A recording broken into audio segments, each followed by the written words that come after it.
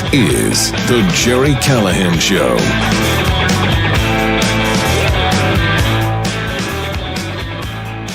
No way. This is ridiculous here. I'm not this fat. There's no way I'm this fat. Can I gain weight that quickly? There's no way. Because look at Jerry's picture. If you're here, if you watch the show from the beginning, you see Jerry's picture, and Jerry's never been fat. He's always been like in shape, kind of. And I've just yo-yoed up and down. But I'm not this fat. That's ridiculous. Gerry Callahan Show. Tom Shattuck in for Jerry. Jerry's back Monday. I'm enjoying this very much. Thank you to Newsmax for having me in. Gerry Callahan has been and still is just a great voice for just common sense over the years. And it's an honor just to hang out where he hangs out with you guys for a little bit. We've got a hell of a lot of stuff to talk about. We've got great Keith Ellison audio. This incredible conversation.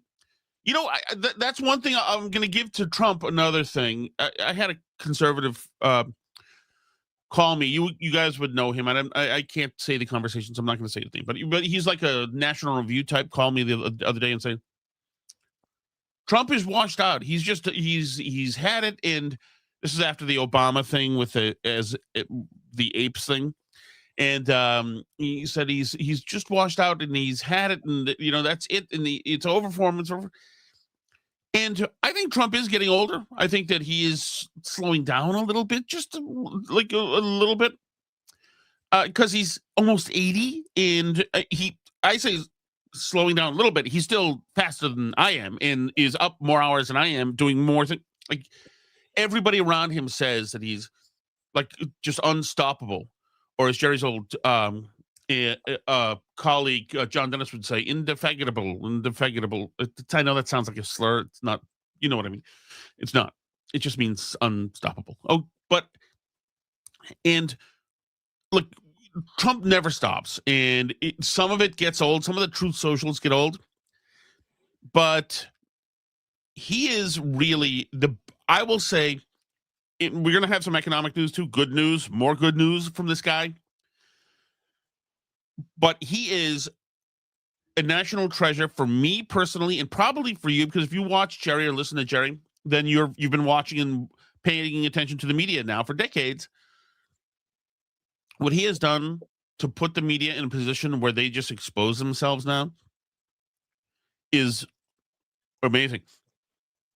Just simply amazing. Remember, the stupidest people on the earth used to be the View, the people on the View, like Whoopi and Joy Behar and those people. And we have a cut from them that we'll go to in a little bit as well. Now the entire left has been exposed as they're just the View. They're vacuous. They're emotional. They're overeducated.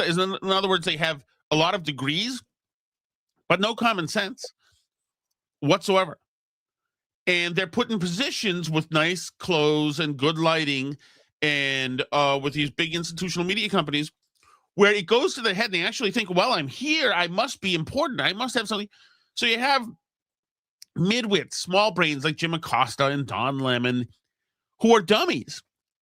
These are people, you walk down the street right now if you're up in the Northeast and you find somebody in a who's driving a snowplow, and you put that person in front of a camera, that person will have more common sense than any of these dolts, overeducated, over-credentialed dolts who know nothing. These are know-nothings. They don't know how to do anything. They can't do anything. They're know-nothings. And Trump has exposed these people. They can't help it anymore. So the leftist politicians just play a role because they're just activists and they're socialists and they want to destroy everything. So they're just playing a part, but this media, they actually are self-important. They think that they're on to something. Which brings me to, I want to start kind of light here. There's this viral kind of TikTok, Instagram video going on with a woman who's a bride-to-be, who's about to get married, but she has an admonishment for everybody in the wedding party and everybody at the wedding. And I wish I could tell you, I wish I could say that this was isolated, but unfortunately, I know people like this. Listen to this. This is her dictate to you if you're going to her wedding. Hi, friends. If you didn't know, I am getting married in June, and I've been doing some wedding planning. I just sent out a big group message to our bridal party of all of the things that they need to know, but I included in it our big disclaimer at the end, which is also going to be going on our website for our guests. And so I wanted to read it to you because we live in really shitty times right now. And if you're planning a wedding right now, it's rough. I'm genuinely like, am I even going to make it to the wedding in June, or is the world going to implode before then? But anyways, I wanted to share this little disclaimer with you in case you were looking for a way to share with your guests that you don't want bigots at your wedding. All right, here we go. It says, we have an absolute zero tolerance, that's in all caps, policy for bigotry of any kind. That includes homophobia, transphobia, racism, sexism, xenophobia, anti-Semitism, any of the sorts. Really good people. We are proud to be a couple with a diverse demographic of people that we love. This is a one-strike policy. This goes for friends, family, grandparents, everyone, including our bridal party. I do not care how long we've known you. You make one step out of line and you will be asked to leave. From now until then, and that includes the day of the wedding. This day is to be about Ryan and I and the covenant we are stepping into in marriage. We will not tolerate anyone making it about anything but that. We will tolerate a lot, but will not tolerate hatred and bigotry for the safety and well-being of those that we love. My maid and matron of honor will be carrying swords on their backs. This is true. So just know that we are serious and they are the ones I've entrusted with security. Thank you for your understanding. Okay. So let's just begin right here. She said, yeah, apart from all the other rules that we've sent out, there's these rules in all caps. A few things we need to know here. First of all, there's no way this wedding is open bar. There is no way. And that would be the only way to handle a wedding like this, would be to get in there, get to the open bar, throw the bartender a 20, and begin a rapport with him, because you can't go through this thing unnumbed. But also, when she says that we're going to make sure there's no racist, there's no this, there's no that, we're going to check all these people, no bigotry, no nothing. What she means is that Craig and I can't go. That's what she's saying. I think actually what I would do is, if I was invited to this wedding, I would walk in, and the first thing I would do would be pants the nearest gay guy I could find so she would never speak to me again.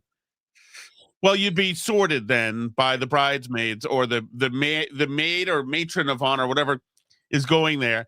But no, it's funny you say that, Craig, because they do deserve something like that. She's so offensive that, like, she deserves, or you know who deserves it is her fiance Ryan, who, like, is letting her do this. Can you imagine being one of his bros and she puts this out? Although there's no way that Ryan has bros anymore, because he sold himself out for this lady, this joyless thing. I've known, and I'm sure everybody has, if you're a guy you've known, like a friend of yours who then falls in love and then is unrecognizable and suddenly has new principles and new belief system and starts acting weird towards you in an odd way. I had a friend who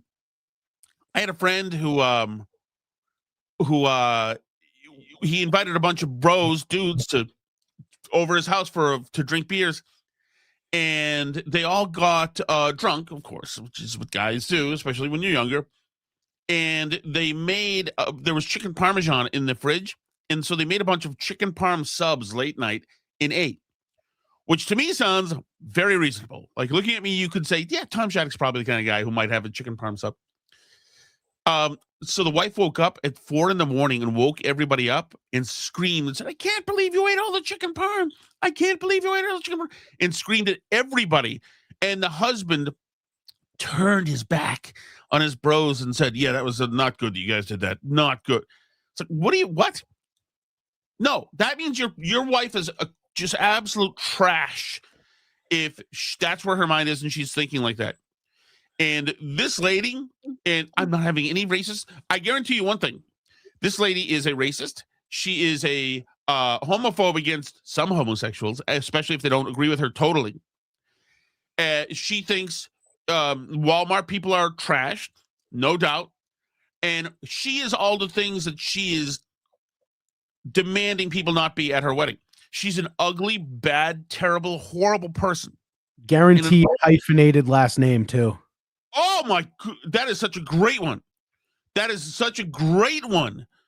It's funny. Craig and I were talking a little bit before the show, and I was thinking about my girlfriend I had when I was just like 22 years old, and we thought we were going to get married, and she was big into, she said, I don't want to take your last name, Tom, or if I do, I want to hyphenate my own last name. So it would be Shattuck. In this case, it would have been Shattuck Morse. She said, I want to hyphenate it because I don't want to lose my last name.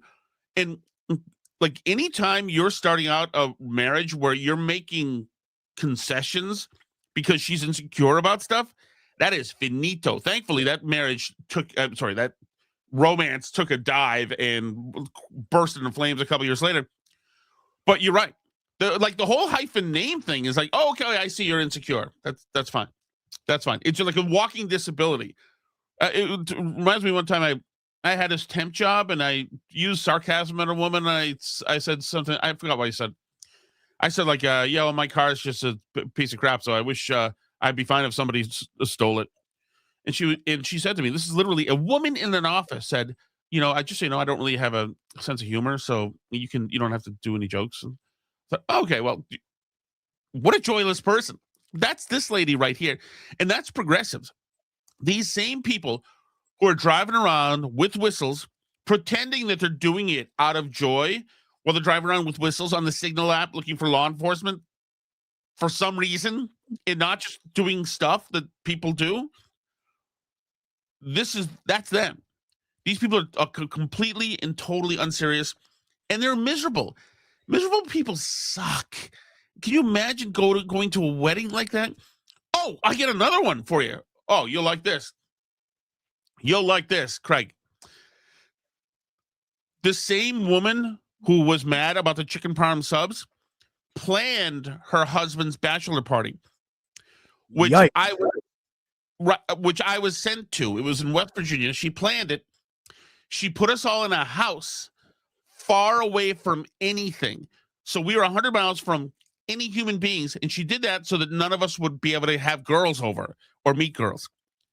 And it was amazing. And she like gave us some rated R skin flick to watch or something. Like that's what guys want to do. Well, it's stag film night. Like, this is like, these memories are coming back now. I forgot how bad she was. She's terrible. They're divorced now, thankfully. I think I can possibly top that one. How so?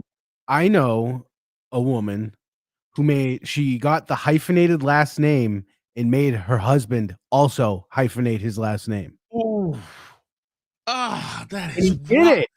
He did it. No, this can't be somebody you hang out with.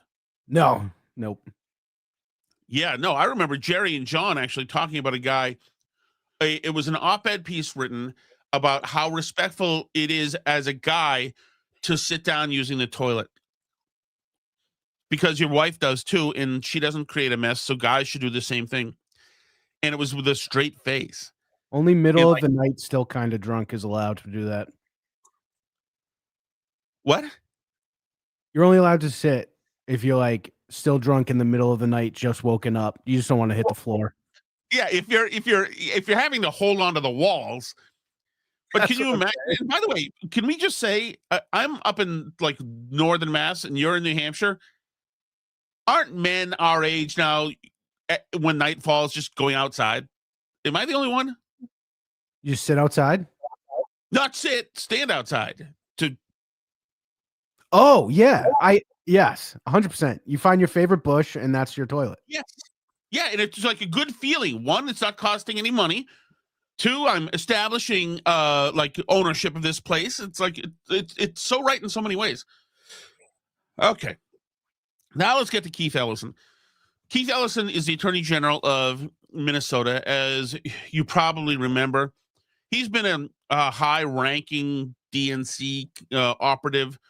He's been a congressman. He's a typical dirtbag. He's responsible in large part for the George Floyd hoax, we'll say. He's responsible in Minnesota for making sure that there's much more crime and that ICE is set upon. And he has been, not surprisingly, he's corrupt.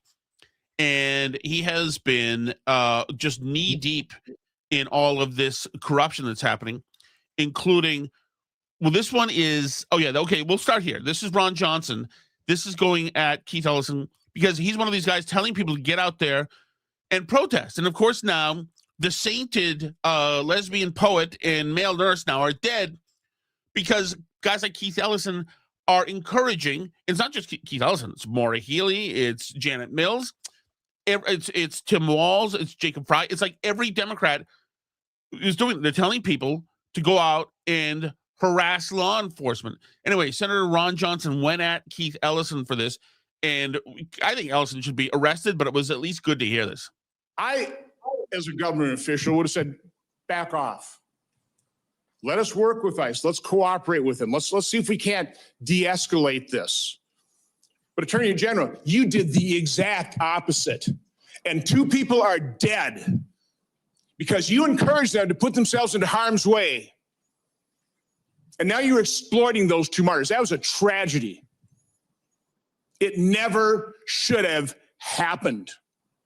Now, we can investigate, but I can't imagine being a law enforcement official where I know my colleagues have been shot at, their vehicles rammed, that their trained activists deployed. And by the way, we know at least one of those activists had a semi-automatic pistol with extra clips. So now you're an ICE officer. You're doing enforcement action. You've got a team behind you trying to protect you. You've got all these trained activists behind you. Is it any wonder they're at hair trigger alert? A tragedy was going to happen, and you encouraged it. Yep. Yeah, he's absolutely right. And Ellison just like smirks the whole time and is like, whatever. I mean, they don't care. They're soulless ghouls at this point. They're going to send more people to die. But Johnson is right. At some point, there needs to be a reckoning. And at this point, actually, there needs to be 10 years worth of reckoning, starting with the Russia stuff and all the BS persecution of Donald Trump. Yeah. With this stuff happening in Minnesota and people going after ICE and encouraging it, it is bleeping gross. Ellison has also been, he went at it with Josh Hawley because Ellison took some money from Somali special interests and like literally like an envelope of cash kind of thing. Think that. And because, you know, they're buying votes in Minnesota and Maine. You can check all about that in the Maine Wire, which is where I work. So much stuff is breaking about that, including this horrible video that we got from Steve Robinson and John Featherston showing some of the healthcare abuses that are happening, which have real human victims. But anyway, there are these Medicaid fraud scams happening all over Minnesota as well. And Josh Hawley says to Ellison, hey, you're on the take for these people. You're corrupt as hell, and puts them on the spot. And this is excellent. The $9 billion in historic fraud out of your state, including the $250 million in the Feeding Our Future program alone. You familiar with that? Don't turn to the pages in your book to get your potted answers. Are you familiar with it? Yes or no? Yes, I am familiar with it. Very familiar, aren't you? Because the people who ran the Feeding Our Futures program came to you in your official office in the state capitol December 11th, 2021, and asked for your help in getting investigators off their backs. They complained to you for upwards of an hour about state investigators going after them, and they begged you to help them, and you agreed to it, amazingly. And we know you did. That's not because true. It's all caught on tape. Yeah, every single sentence is caught on tape. Here's what you said. Let's take a look. You said, it's not a question. You said to them, send me the names of all these folks who are investigating them. You said to them, send me their names. And I'll take that list and I'll call the person over at education who is investigating them and say, what's going on? Why am I getting these complaints? Then he went on to say, I already have my team working on this. What day should we get together to discuss it again? You made pledge after pledge to them. You said, we've got to make sure this guy who's investigating them stops it. You said, you have my attention. I'm concerned about this. You said, let's go fight these people, meaning the people who were investigating the fraud. Why'd you do it? Why'd you help them? Are you going to let me answer? Please, we're all ears. So first of all, you're cherry picking quotes out of there. Why did you help them? I thought you were going to let me answer. Why did you Are you help going to them? let me answer? Why did you help You them? let me answer and I'll answer you. Tell the truth and I'll let you answer. I will tell the truth. Good. Let's do that. That'd be a nice change. Why'd you help them? Now see, Mr. Chairman, I didn't come here to be insulted. I came here voluntarily. You came here for the truth. Let's have it. Why did you help them? The quotes are here. They're in black and white, and every member of this audience can listen to the recording. It's 54 minutes long. It's all in public. You can Google it right now and listen to it. And listen to it all. Why'd you help them? First of all, I didn't help them. You did help them. No, I did not. I certainly didn't. You're saying you didn't do anything for them. You didn't. Well, wait a minute. I already have my team working on this again. That's not you. I have my team assisted with the information that led to the prosecution and conviction of these people. No, you didn't. You didn't lift a finger to prosecute them. No, you did not. You didn't because lift a finger it was a federal prosecution. You had BS. You had whistleblowers come to you as early as 2019. You're the one talking BS. Hey, listen, it's my time. Doesn't know what you're talking about. Oh, no, sir. You now have encountered the truth and you don't like it. Why'd you take their money? Why'd you take their money?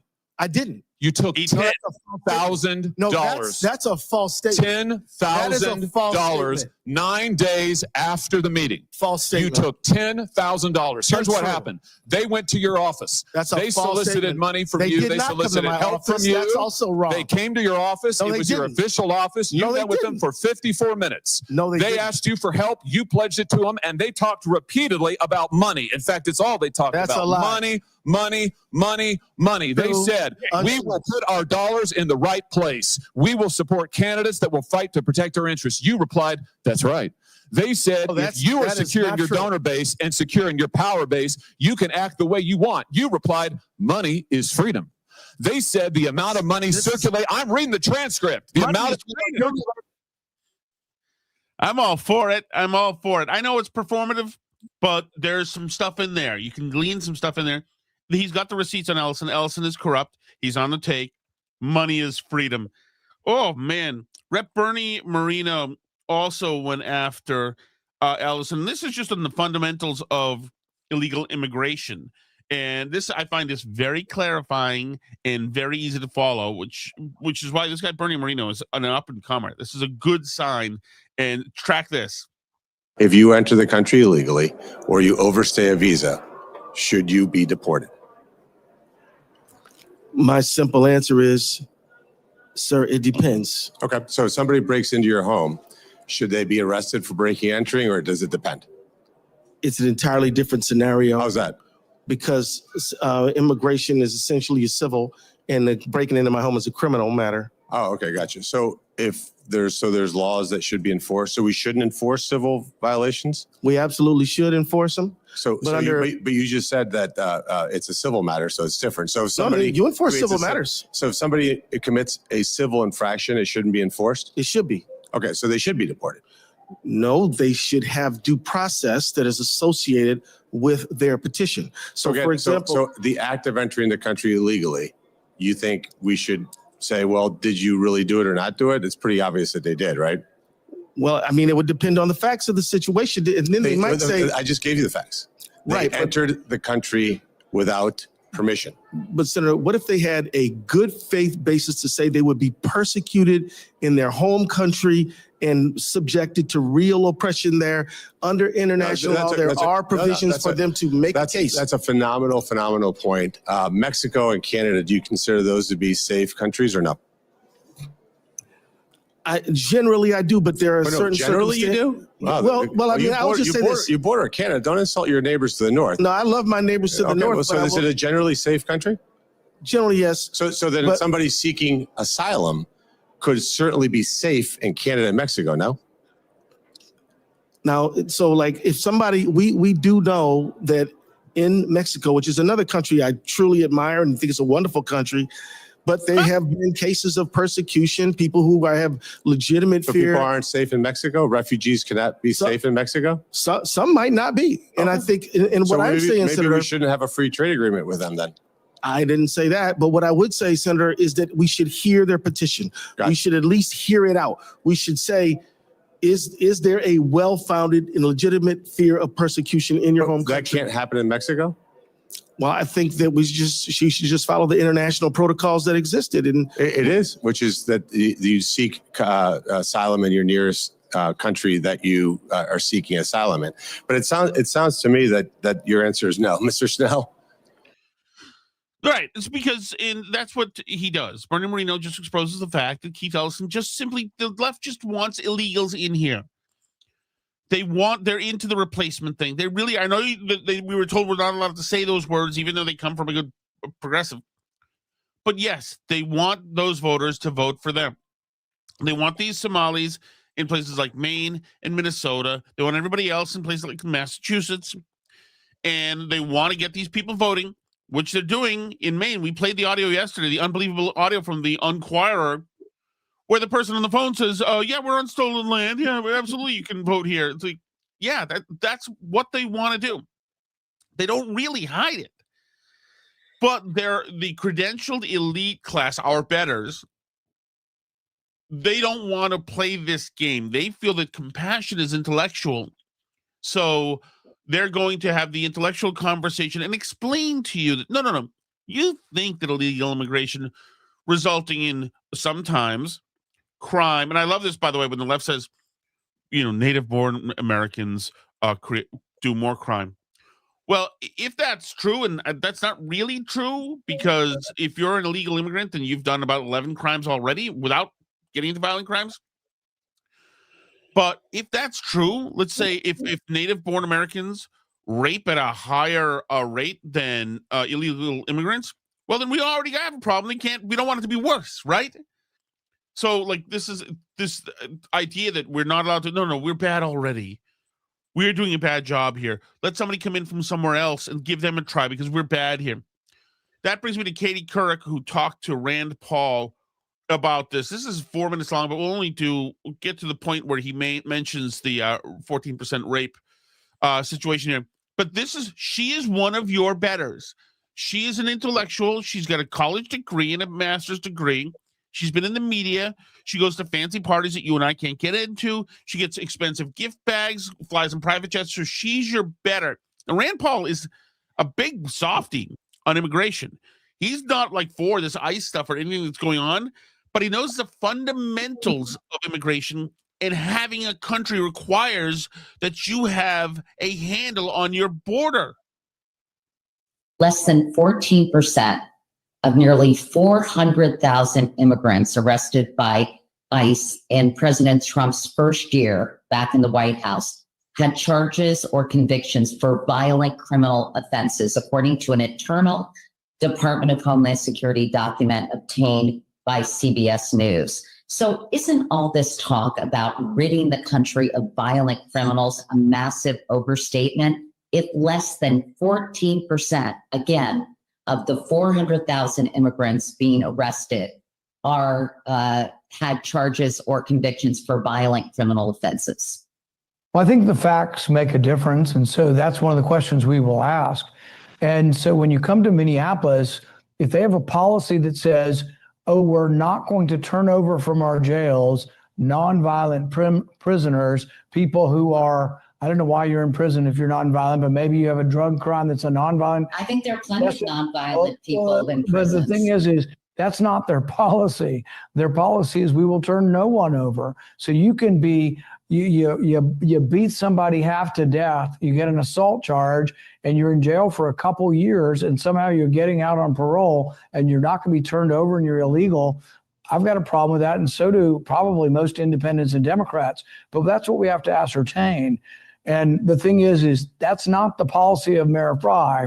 He did not come forward and say, we're not going to turn over nonviolent prisoners. He just simply said, we're not going to cooperate at all. And if you do cooperate, and this is Ellison's edict to them, it's actually against the law for you to cooperate. So if you happen to have a Republican county and a Republican judge who wants to turn over people in jail once their term has expired to be deported, they've actually made that illegal. And so we should have a debate in our country whether that's advisable. And I think most people are in the middle. I think most people actually hate what the use of force that they saw with Alexander Preddy. But I think if you ask them, if a guy's committed rape and he's in prison and he's going to get out, do you want him deported? I think people would say, hell yeah. Well, right. Exactly. It's like, how many is okay? How come it's just these one-off stories of an illegal who was busted and, you know, had to be then freed? It's, oh my God, let's see, they're grabbing people in the streets. One-off stories when something happens to an illegal or somebody who is apprehended by ICE, that becomes the norm and the law, the rule. Oh, see, ICE is even... When these illegals go and rape and murder American girls, suddenly that the one-off doesn't matter anymore. Oh, it's just small number. Just a small number. Come on, small number. Talk about being dangerous for women and girls. Just progressivism is so freaking dangerous for women and girls.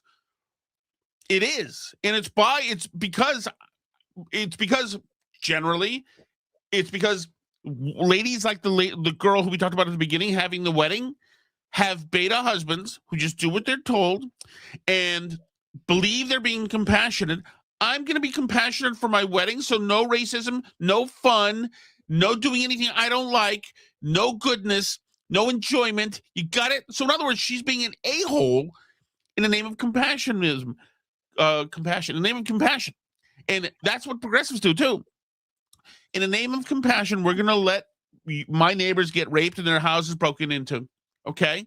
In the name of compassion, we're going to let the black neighborhood in Minneapolis get burned down because we're being compassionate to George Floyd, a guy who doesn't deserve too much compassion, by the way.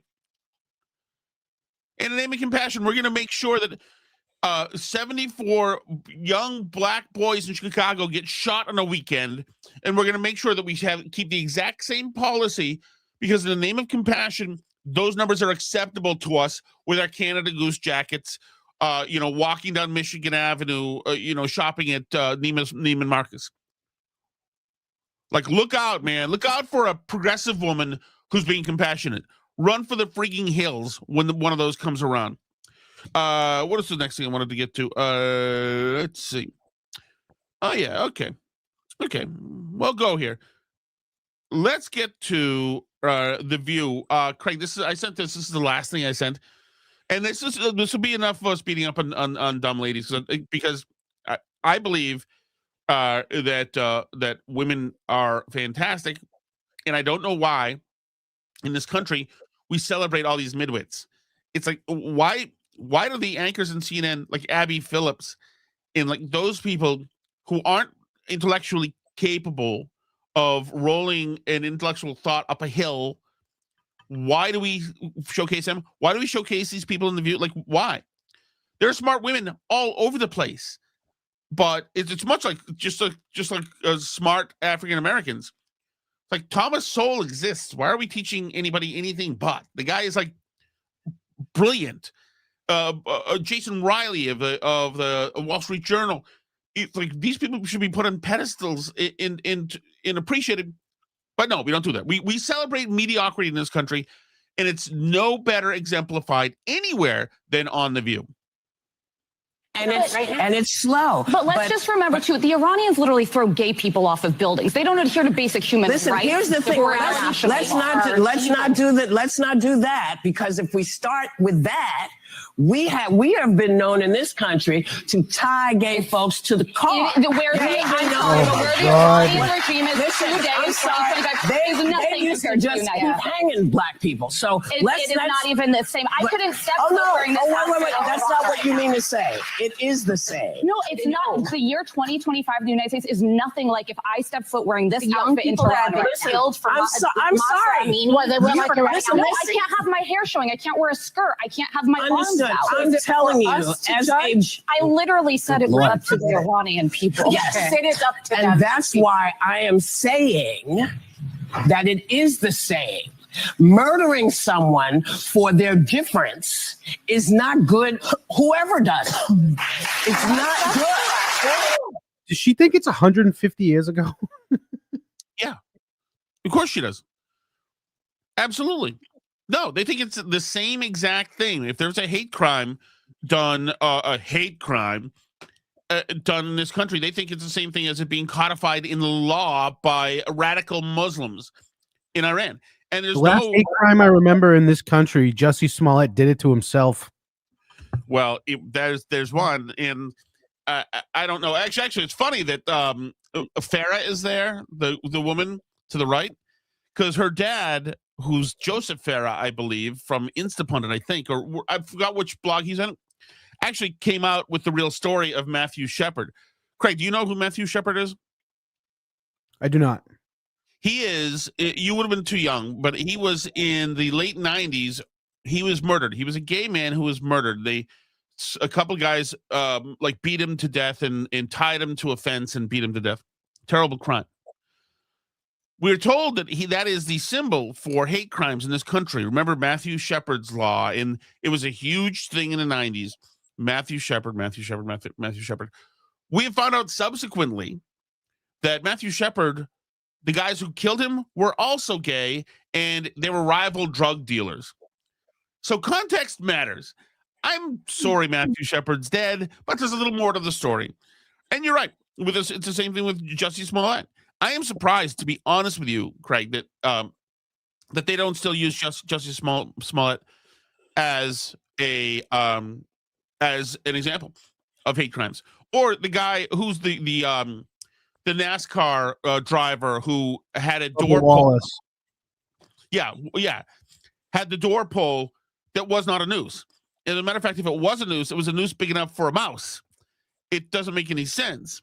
But we all pretended, and the NASCAR people all walked with him and did a thing because we all decided to lose our brains and to be anti-intellectual.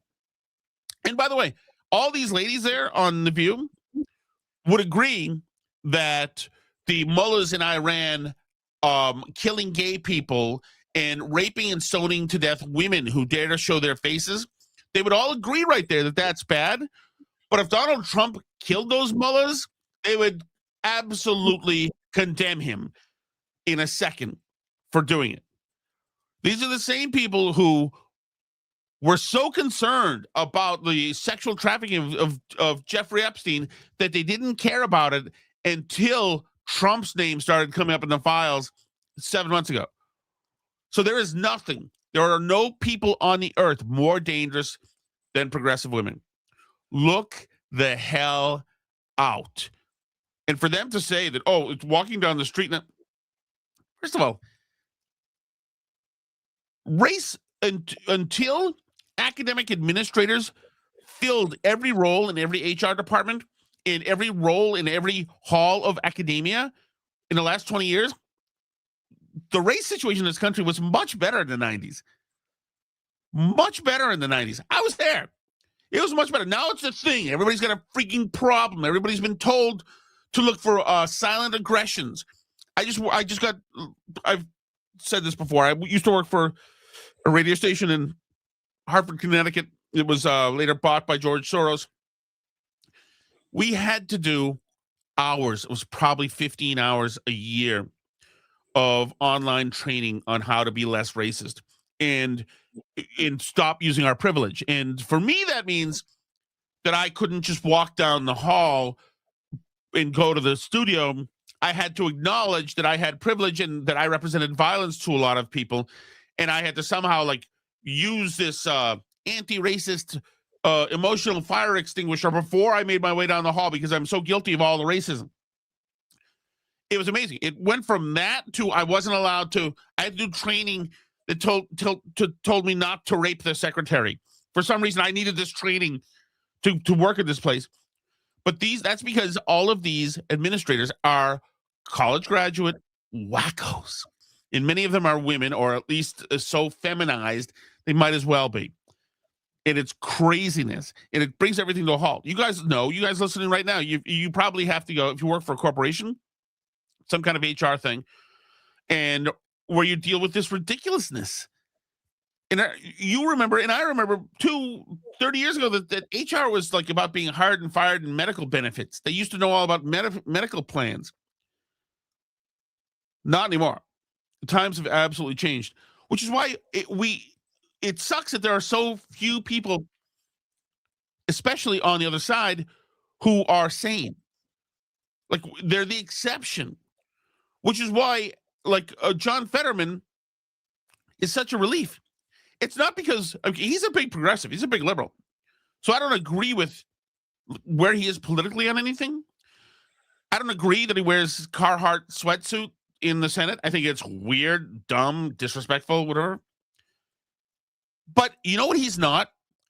He's not effing crazy. This is another reason like people like Trump, because the modern progressive, the modern left can't do anything anymore. Like that chick who's having the wedding, you think if you saw her in New York City and you said to her, can you help me get a ride to a bar in a martini? You think it would just be done by somebody like her? She couldn't do that. No, and if you held a door for her, she'd punch you in the throat. Right. Exactly right. This is the kind of person who, you know, these are the kind of people who, by the way, were such good people that they're hoping that Sarah Palin 20 years ago would be raped. All the really good liberals would say, oh, somebody needs to rape her and show her. Like, okay, I guess you're a good person. But they're like nuts. And that's one of the reasons people like Trump. If you went to Trump and said, where can I go get a ride to a bar and a martini? He'd know, because he's a person who has logic.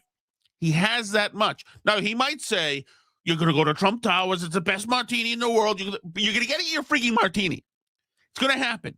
Not with these psychos. But Fetterman is the only one. He's the only one in Washington, D.C., the only Democrat who's not a complete psychotic. Never going to change my party, but clearly we've lost the argument, and right now I think it's entirely appropriate to really be honest and just figure out why exactly have we effectively lost 2 out of the last 3 cycles, and a lot of the things we've really kind of really lost our connection with American voters in ways. And I think we can't just be, well, Trump is always wrong, or that we're going to set the country on fire or whatever. That's just not true either, of course. But, you know, when I represent a state like Pennsylvania, that keeps you honest. And you always can't forget that a lot of Americans happen to disagree with you. That does not mean that they are fascists or now they want to shred the Constitution. You know, it's like hearing that, you're like, oh my goodness, like where's this guy been? Where's a thinker like this been? But it's just like common sense. But it's so rare. It's so rare that you're like, wow. How did this happen?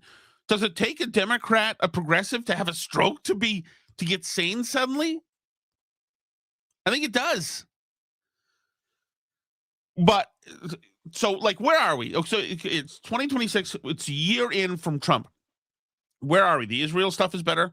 We're better on the world stage, I think. I have been condemning the tariffs, but the economic news is getting better and better. So maybe Gerry and Scott Bessent in Trump know something that I don't know. Historically, I believe tariffs have been a tax on, but it doesn't matter. The unemployment numbers are coming in better. Job numbers are coming in. The Dow is doing well. Prices are coming down. We have a piece by Peter Doocy, kind of like it ticks off some stuff. Oh, we'll take that too, actually. Well, that's fine, right? That's Harry Anton of CNN. Go ahead, Ironhead.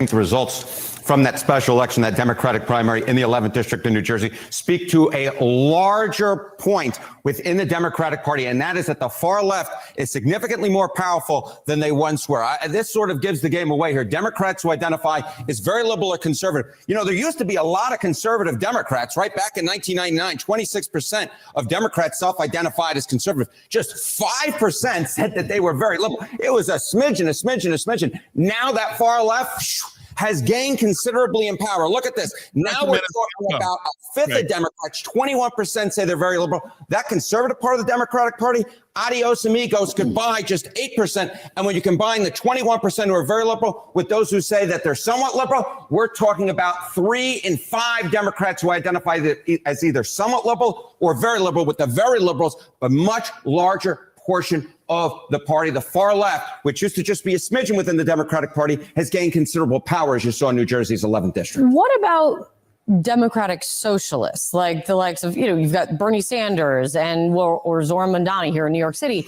Where does that line up? Okay, so on a separate question where you essentially, CNN asked this last year, which was, okay, Democrats who think of themselves as democratic socialists, among all Democrats, including those independents who lean towards the Democratic Party. Look at this. We're talking about a third of all Democrats who identify as democratic socialists. Bernie Sanders and Zoran Mandani are not alone. They are a considerable part of the Democratic base at this point. And more than that, if you look at Democrats under the age of 35, they are nearly half of the Democratic Party. Look at this. 42% of Democrats think of themselves as democratic socialists under the age of 35, just like Zoran Mandani. What happened in New York City is not some aberration, right? It is not something that just happened in New York City. It is something that we are seeing grow within the Democratic Party at this particular point when we're talking about 42% of Democrats under the age of 35 identifying as democratic socialists and a third of all Democrats. My goodness gracious. So if the ideology of the Democratic Party is shifting or changing, how are people feeling about it? Okay, so we're talking about the Democratic base, right? But what about all Americans, right? How about all voters? Voters who say the Democrats are now too liberal. Look at this percentage. It was 42% in 96, 48% in 2013, now 58% in 2025 of all voters say that the Democratic Party is too liberal. The Democrats are moving to the left, the far left is gaining power, and there could be some electoral repercussions because what we see right now is voters, the clear majority, say that they are too liberal. And I would add to that Harry Enton, who, by the way, should be on Fox or somewhere else. He's too good for CNN. I would add to that Democrats, young Democrats under 35, also have a problemo with the Jews, which is an interesting twist. These Democratic socialists are anti-Zionist, to put it nicely. So the Peter Doocy thing is, and I can just say it here, overall inflation, Biden was 4.3%, Trump is 1.6%. Grocery prices, Biden 3.8%, Trump down 1.4%. Gas prices, Biden up 24.4%.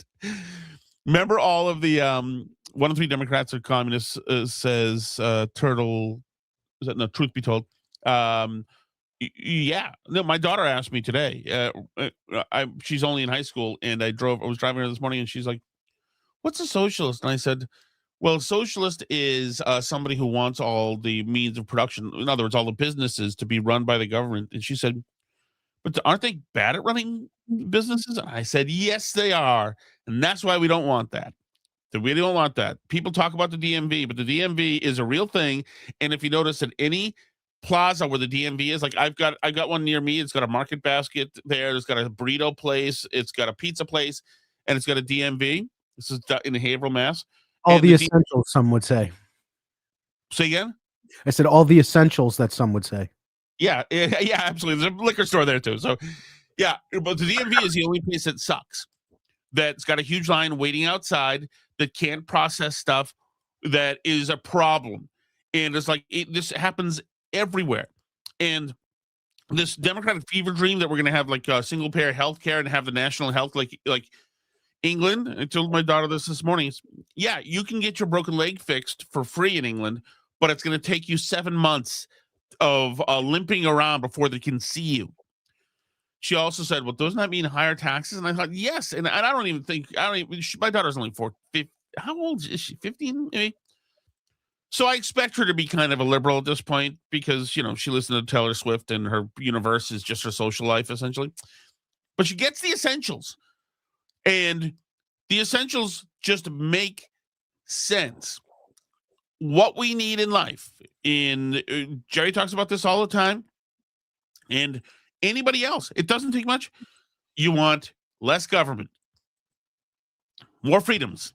Because I don't want that lady who was having the wedding, who said nobody can have fun or do anything at the wedding. I don't want her making any rules for me. I don't want her being on the school board saying I can't have the team called the Sachems. I don't want her saying that I need to have boys play alongside on the volleyball team, play on the girls team, and go into their locker rooms and watch them naked out of compassion. We don't want small government is a way to keep the psychos away from us. That's precisely what we need. So Trump is doing something right. No doubt about that. We'll see about the midterms. We'll see. It's going to get interesting. But Trump wouldn't have it any other way. He doesn't want it to be boring. That's the thing. I would say this though: if you're somebody who's following politics and you're anxious all the time, then do something else. Stay off social media. Just stop it. I don't think Gerry Callahan listeners aren't those people. You're not the kind of people who are taking a whole bunch of SSRIs for the 80 different types of anxiety you've had because you slacked off in math in 1990 and they decided to ply you with medication to help you focus. Oh, people's dogs are on medication now. What's going on? We'll discuss that whole universe later. It has been a pleasure being with you all week. My friend Gerry Callahan will be back Monday. I hope you have a great weekend. It's going to be up here where we are here in the frozen tundra of New England, at least. I think it's going to be kind of a mild weekend. Maybe some stuff will melt, which would be nice. It would be nice for me to not have to switch cars in the 10 feet of plowed snow I have. Thank you so much, guys. I appreciate it. Gerry Callahan, back Monday. We'll see you. Thank you. Thank you. Thank you. Thank you. Thank you. Oh, my God. Is she crazy? Thank you. Thank you Wow. all. Thank you so very much.